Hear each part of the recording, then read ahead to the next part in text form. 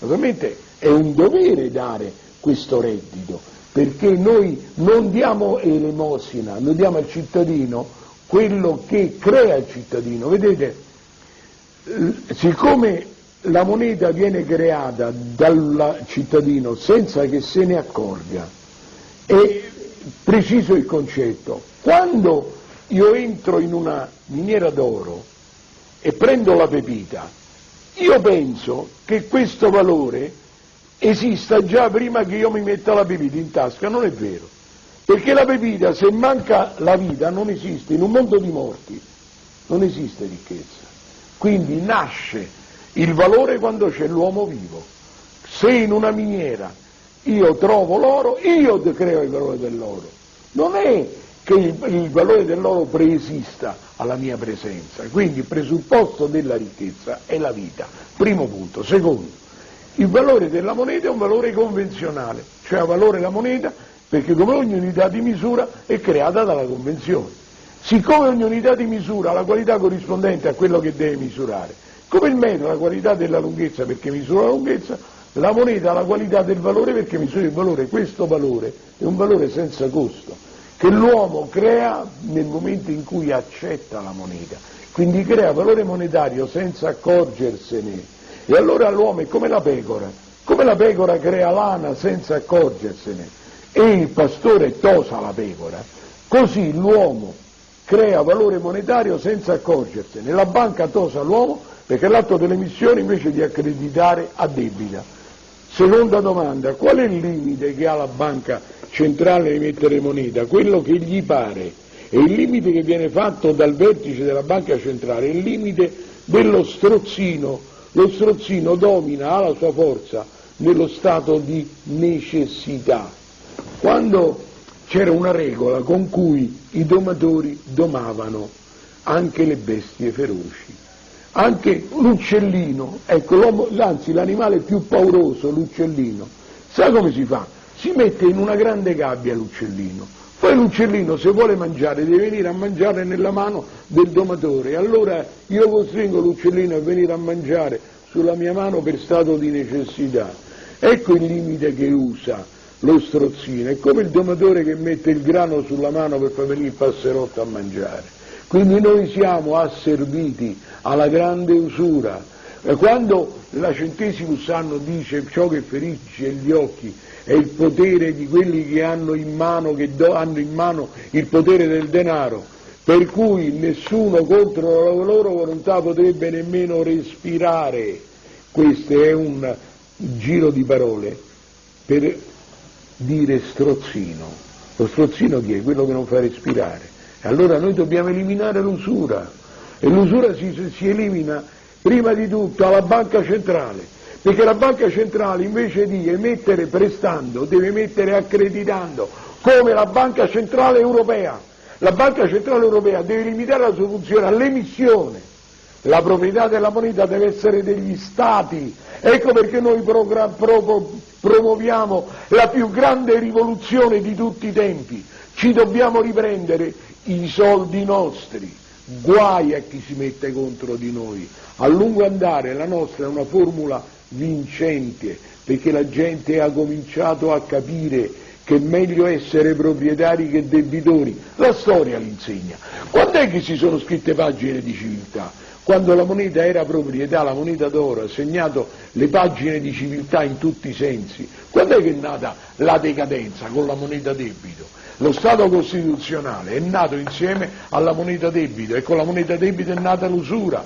Con l'usura è nato il ciclo delle grandi rivoluzioni.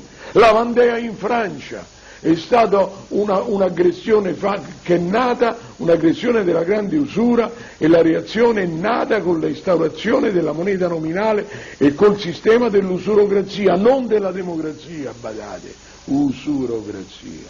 La stessa cosa è avvenuto col fascismo, col nazismo, con Codreano in Romania, con la Falange in Spagna, col peronismo in Argentina, con Chiang Kai-shek in Cina. La Cina, con tutto che ha combattuto dalla parte dell'oro, la Cina ultima, tuttavia è stata strangolata sul piano monetario Ecco perché noi siamo stanchi di questo sistema. Noi vogliamo, è un'utopia, certamente è un'utopia, ma anche la speranza è un'utopia. Anche questa struttura, questa casa, era un sogno prima di essere realtà.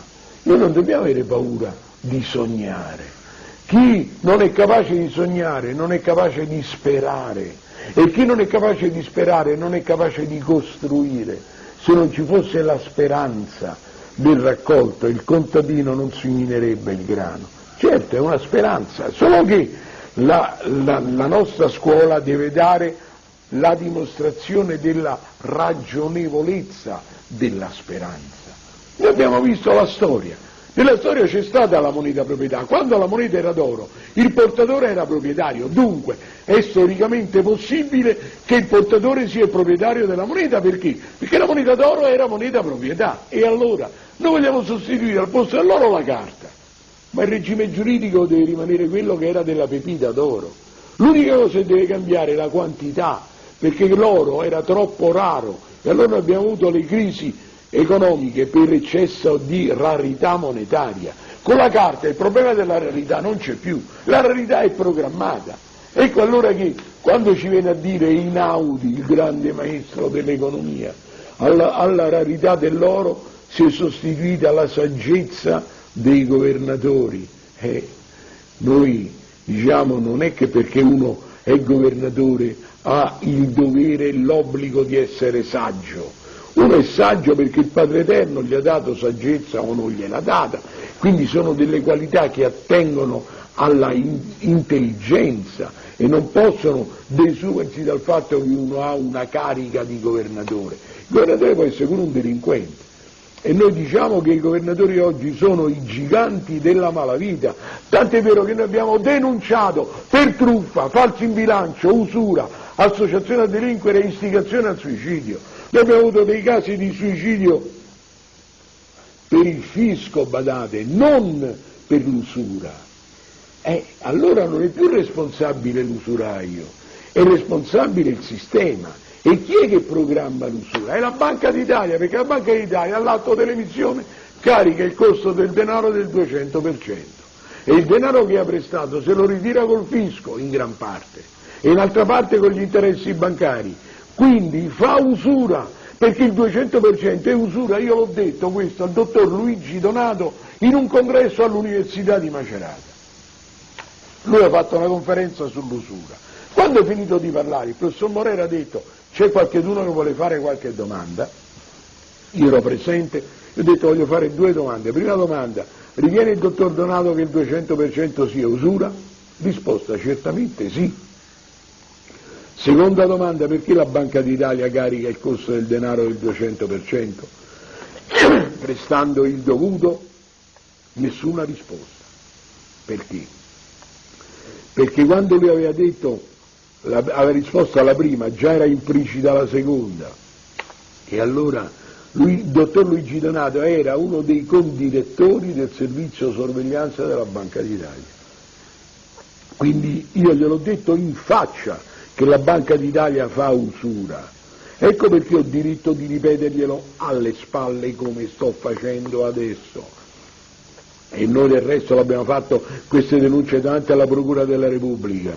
La Procura della Repubblica ormai è fatta io spero che cambi, ma la magistratura è fatta ancora di elementi che non hanno acquisito chiaramente la consapevolezza del fenomeno monetario. Ecco perché noi abbiamo